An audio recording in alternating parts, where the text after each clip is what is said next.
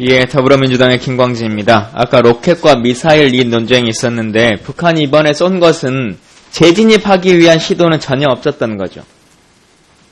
뭐 당연히 이제 궤도 진입을 목표로 궤도 진입만을 목표로 하니까 예. 재진입을 하려고 하는 단계까지는 아예 시도조차 하지 않았던 것이죠.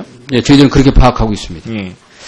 그 조선중앙TV가 발표한 것에 보면 김정은이 전날 그 서명을 한 문건이 나오던데 당 중앙은 위성 발사를 승인한다. 그래서 2월 7일 날 오전 9시에 발사한다. 이렇게 전날 승인서가 나와 있던데 그럼 시간까지 이제 명시돼 있었던 문건이 이제 어제 있었던 건데 혹시 사전에 뭐 이와 관련한 것에 대한 첩보를 접한 건 없습니까? 예, 없었습니다. 없었습니다. 예. 오늘 NSC가 열렸는데 혹시 거기서 테러 방지법과 관련한 논의가 있었습니까?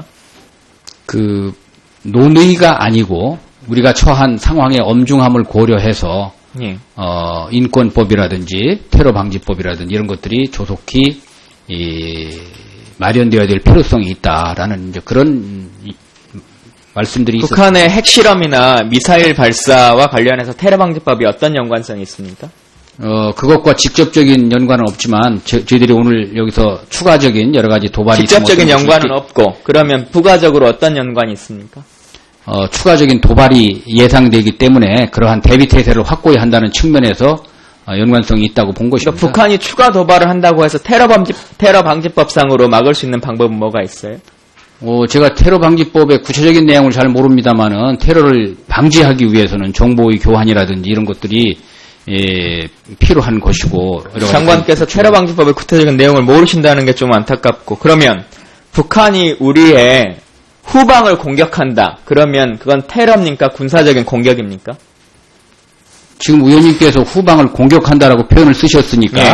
공격의 경우에 해당하는 것은 공격이 되겠습니다. 그렇죠. 그건 테러라고 보기는 어렵겠죠. 그러니까 북한이 어떤 요원들을 통해서 테러의 형태를 할 수도 있고 또 뭐 소규모든지 또는 대규모든지 어떤 군인들을 통해서 예. 뭐 공격 행위를 할 수도 있고 뭐 그런 경우가 여러 가지 그렇게 해서 있겠습니다. 북한 군이 공격을 해오면 그것은 테러라기보다는 공격 행위이기 때문에 군이 담당해서 해결할 문제지 않습니까? 국정원이 관할할 문제는 아닌 것이고. 뭐 당연히 군사적 공격이라면 군이 대응을 할 것이고요. 그게 당연한 것이죠. 예. 예. 그 당연한 것인데 계속 정부에서 후방 공격에 대한 우려, 뭐 북핵 문제 이걸 가지고 테러 방지법 말씀을 하시는 것은 좀 납득되기 어렵다 이렇게 생각드리고요. 아까 시간 체크는 질의응답하는 과정에서 해보라 위원장이 말씀하셨으니까 제가 질문 좀 드리겠습니다. 뒤에 실무적으로 아시는 분이 답변해 주세요. 언론에 뭐 다 나와 있는 것인데 어느 정도 차이가 있는지 좀 보고 싶습니다. 동창리 발사장에서 1단이 분리된 것이 몇 초입니까?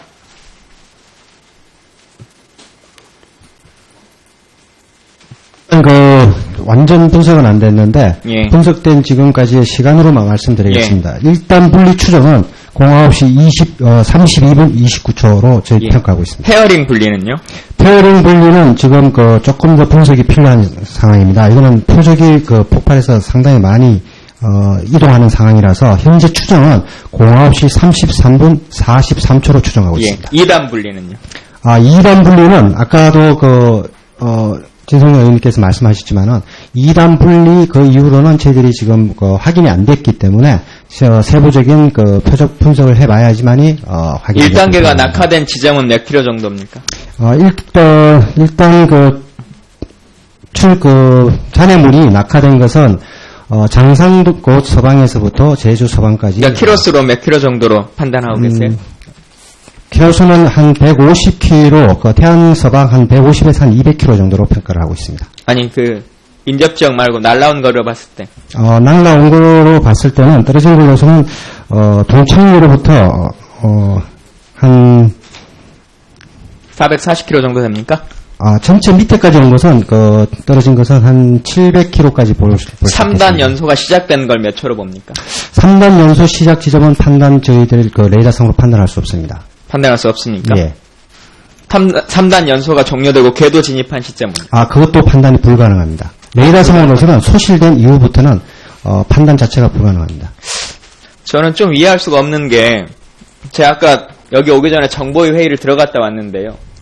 정보위는 국정원에서는 말씀하셨던 시간들을 초 단위로 다 보고를 했거든요. 예, 물론 그게 디테일한 시간차가 있을 수도 있고 뭐 하겠습니다만 NSC도 다 열리고 이 국정원과 국방부가 외교부가 다 논의를 했는데 3단 연소 시점이나 뭐 연소 시작 시점이나 페어링 낙하 단계나 이르기 거리 등이 정보위원들에게는 다 보고가 되는데 국방위에서는 보고가 되고 안 되고의 문제가 아니라 파악하지 못하고 있다라고 하면 외교안보 시스템 자체가 과연 정상적인가 좀 의문이 들어서 확인 좀 해주시면 좋겠고요. 예, 앉으십시오. 사드와 관련해서 한미의 부담이 뭐 각자 있을 거다 이렇게 말씀하셨는데 뭐 전개는 미국 측의 역할이라고 치고 그러면 운영 유지 비용은 누가 되는 겁니까? 그러니까 이 소파의 규정에 의하면 시설과 예. 그 운영, 기본적으로 부지하고 기반 시설은 우리가 담당하게 예, 되겠죠. 기반 시설과 그러면 그다음 운영 유지 비용. 운영 유지 중에서도 아주 그 제한되는 무슨 그런 전기 어느 요금이라든지 언론에 보면 운영비가 뭐 연간 6조 원 든다 이렇게 뭐 나온 것들도 있고 한데 그 말이 안 되는 소리입니다. 실질적으로 어느 정도나 들 거로 판단하십니까? 운영 유지. 그러니까 아직 저희들이 아직 뭐 깊이 그 검토를 안 한 것이기 때문에 예. 액수를 말씀드리기는 아니 언론에 말씀하신 것처럼 6조 원 정도가 든다는 것이 막 국민들에게 돌았는데 이런 보고가 기사가 있는데 사실이 어떻게 되냐라고 장관께서 확인조차 안 해보셨어요? 제가 나오고 나서 기사가 났기 때문에 아니 제가 6조 이거는 기사 난 지가 꽤 오래된 건데 6조는 말이 안 되는 알겠습니다. 편이라고 제가 답변 드립니다. 그 작년에 미국 측에서 지역을 어디로 할 거냐 이 실사를 몇 군데를 거치는 걸로 아는데 그건 사실이 맞죠? 미국 측에서는 뭐 자체적으로 자기들이 경기도, 했는지는 평택, 강원도, 모르겠는데. 원주, 대구, 경북, 칠곡 이 지역을 했는지는 보는 것은 모르겠는데 맞습니까? 그 부지는 앞으로 이제 협의해 나가는 과정에서 확정될 알겠습니다. 것입니다. 시간이 없으니까요. 사드가 실전에 지금 사용된 적은 없죠. 14회의 실험에서 다 예, 실험은 성공했다. 해봤습니다. 근데 그 실험 중에 1000km 이내에서 실험이라도 해본 사례가 있습니까?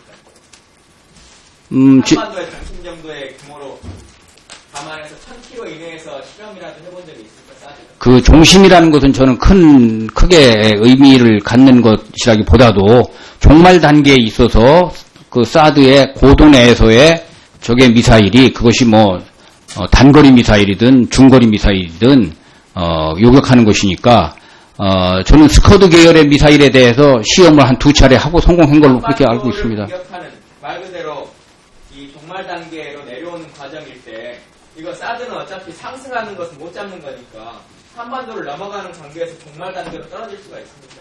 한반도를 넘어가는 미사일을 타격하기보다 한반도 방어용으로 오는 것이 아니겠습니까? 그러니까 북한의 미사일이 우리를 향해서 날아왔을 때 사드의 요격 가능 거리가 40km에서 고도가 150km니까 그 정도에 있는 미사일은 요격 가능하다 이렇게 보시는 것이 옳겠습니다.